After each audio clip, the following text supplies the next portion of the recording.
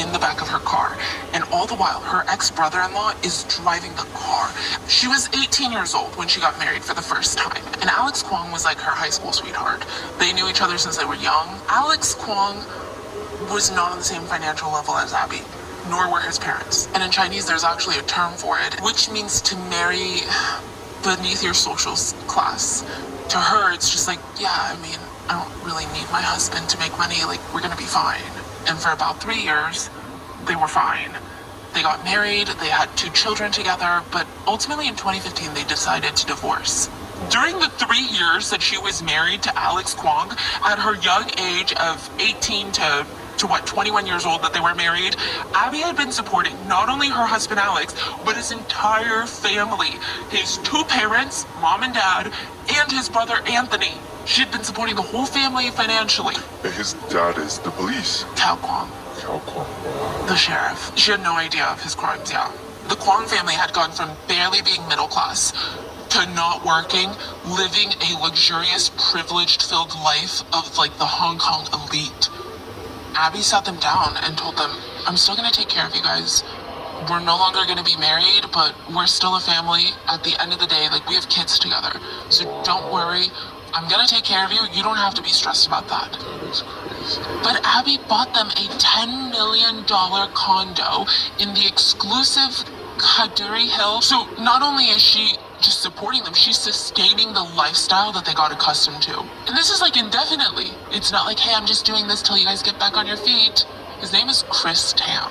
So Chris is the heir to this massive food conglomerate called Tam Chai International.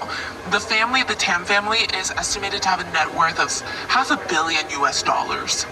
They never got officially married. Maybe they were both just at a stage in their lives where a piece of paper means nothing. They never got married on paper, but in every other sense of the word, they were a married couple, which I think is all that matters. So they would go on to have these 2 beautiful children together, and by all accounts, Bbby's life was really good. She was supporting their lifestyle too. It's not just like, here's a condo, I'm done. Alex, the ex-husband, would spend tens of thousands of dollars every night that he went out in like the big cities. He would travel around to the big cities in China and just blow like 40 grand a night, 50 grand a night. The only pleasure left for them is to demolish others. Let's talk about the day of the disappearance. Chris Tam, Bbby's new husband, like losing his mind. He knew something was wrong when Bbby didn't show up to pick the daughter up from school. Bbby's one of those moms, like, she doesn't care that she has a bunch of assistants or caretakers at her beck and call. Picking up the kids was an honor for her as a mother. It was not like her to go off the radar and just like leave her kid waiting. She just didn't show up. She wasn't picking up her phone. Her car was nowhere to be found.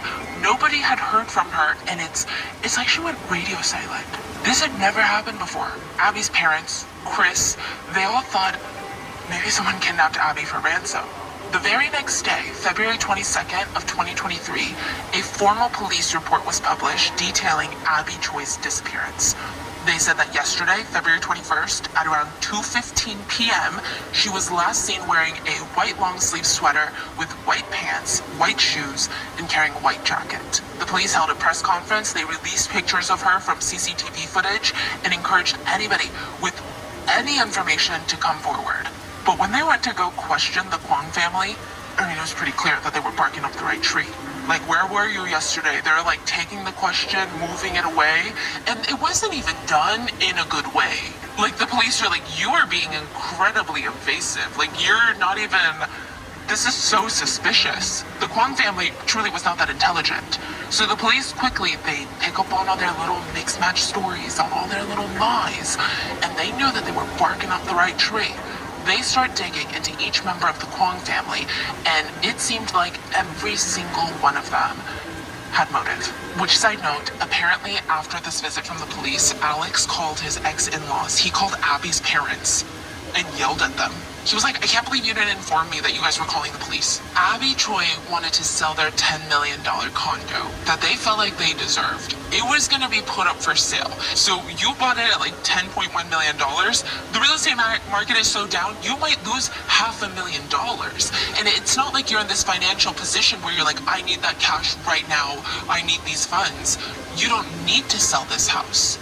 So why are you selling this house right now? So that led a lot of speculations online to believe that Bbby was finally trying to set some boundaries. The police dug into the family and they found something very, very suspicious. Records showed that the Kwong family rented a home in the suburbs, like outside of Hong Kong, 2 weeks before Bbby disappeared. So like early February of this year. They just randomly rented a random house in the suburbs. February 21st of this year, she goes missing. February 22nd, the next day, police put out a report for her disappearance. February 23rd, the Kowloon Police Department take the lead on the case. February 24th, just 3 days after Bbby goes missing, Bbby was found murdered in the Kwong family's rented house. The police held a press conference to announce everything that they had so far. Now, to further complicate things, the house was bought under Cao Kwong, the ex-father-in-law's name. Remember how I said it was pertinent that Bbby didn't remarry Chris, her new husband? The theory and speculation is that because she did not legally marry him, if she died, she would die a single woman with 4 children. Her estate, her net worth would be split amongst her 4 kids, 2 of whom she shared with Alex. And since they're minors, they're like 10 years old, the oldest is 10, they would be under the control of Alex and the Kwong family. He would be able to control their finances, and essentially, he would inherit half of Bbby's wealth. That to them was enough to kill her. When the police first walked into the home that was rented in the suburbs, I imagine they were unsettled. I mean, even from the outside, I think that they had a gut feeling. I think when you're an officer and you probably see a lot of these cases, just the blacked out windows. I think that they knew if they were going to find Bbby, she most likely wouldn't have been alive. They walk in through the front door, the black cloth was hanging there, and it's just no furnishings, nothing in the house.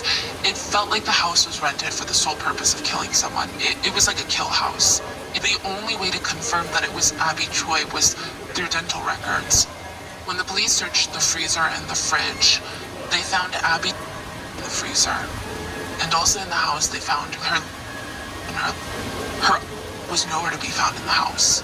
Some sources said that the neighbors heard a lot of the night that Bbby disappeared, and they thought somebody was watching TV. Then I saw other sources say that the neighbors said, no, like we didn't hear anything. We did not hear any screaming, like we are the type of people that we would have called the cops. They believe that the day of February 21st, Bbby was on the way to pick up her daughter. Anthony, her ex-brother-in-law, was driving her in this Toyota van, and on the way to pick up her daughter, he stops the car near a tunnel. Bbby was most likely confused about what was going on. Suddenly, the back door would swing open, and Alex would jump in the car. Now, there's kind of 2 speculations of how it went, and we still don't know which one is valid. The first belief is that maybe the 2 get in some sort of argument. So Alex and Bbby are in the back, they're arguing about this property, about the sale of the property, about the money, and all of these things. Some people believe there was no argument. Alex jumped in the back and ambushed her.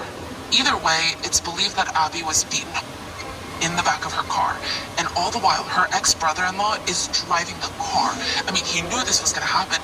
This is someone that she trusted to employ, and her ex-husband, the one she financed for essentially most of his life, the one she showed enough like respect and grace to support his entire family, he was attacking her in the back of the car.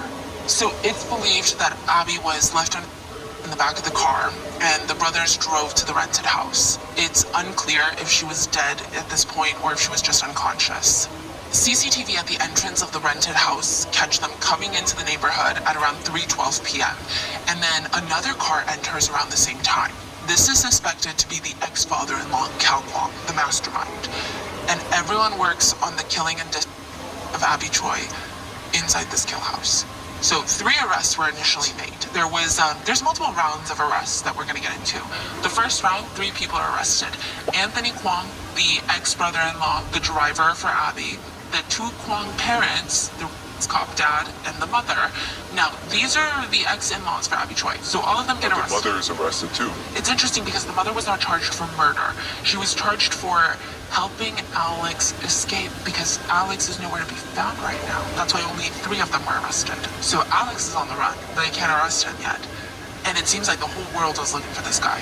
Bbby's close friend took to social media in a desperate attempt to find answers. She offered up $1 million Hong Kong dollars for anyone who would have any information leading to Alex's arrest. Police revealed that the guy had a shady criminal past. Alex, Abby had no idea that her ex-husband was a criminal. He had a penchant for fraud. His usual method was, he would meet these people online, and it didn't matter if they were women or men.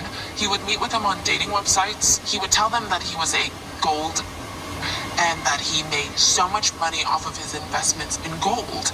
Now, if they look at his social media page, it's filled with penthouses, presidential suites and hotels, $100,000 watches, supercars. I mean, the guy is clearly living it up. He would tell them that he turned gold investments into gold.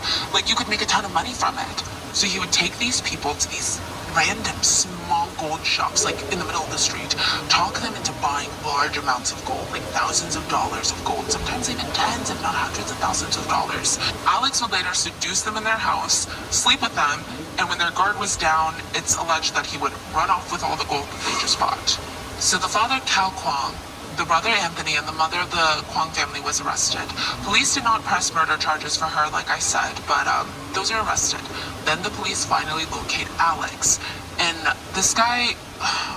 Okay, this is where they find him. He planned to flee Hong Kong on a speedboat off the pier. He was ambushed before he left. They found him with $65,000 in cash and nearly $500,000 of luxury watches. He gets arrested, and he had the audacity to tell the police he's not feeling well. So they rush him to the hospital. Now, the case for them is going to court May 8th, I believe. The fact that the family even tried to ask for bail, the fact that they want bail, the one thing that seems to be in the works for the defendants is the killers are going to try and argue, it's speculated, that they're going to try and argue that the house was a gift from Bbby Choi. If the judge agrees with this, they essentially have $10 million that they could leverage in their defense. So soon after, the whole family gets arrested. So mom, dad, Alex, and the brother, 2 more people get arrested. And these kind of felt random. So a 47-year-old woman was arrested. She was said to be the mistress of the 65-year-old Cal Kwong, the dad. The dude has a mistress? Yeah. It's alleged that he had rented an apartment with the mistress so that he could meet her there. The whole world seemed to immediately be grieving for Bbby Choi, and her best friend Mocha posted, "My heart hurts so badly, I still can't accept that this is truth. I don't even know how to describe how I feel right now. I just have 1,000 questions, and to this day, I feel like I can't calm down the pain that I feel. My deepest condolences to Abby's family." Chris, Abby's husband, spoke out to say, "I'm very happy and thankful that Abby came into my life. She gave me these 2 wonderful children. She was always supporting me and loving me. Abby was a very kind person. She just wanted to help others. Those who had the chance to be in her life, we're all very lucky." And with that, Chris and Abby's family all arrived to the murder house. They came to the kill house. There's videos. She's just through the entire ceremony. She's leaning on Abby's husband. Like, it feels like my heart aches for this woman. I feel like she's gonna at any moment. And she just kept saying, "My precious daughter, I'll never be able to see you again." And she would say that her death was so unfair. And she said, "Stupid, stupid girl, you used all your kindness on the wrong person. Your kindness was gobbled up by these undeserving people." And she said, "These people ate my daughter's heart up."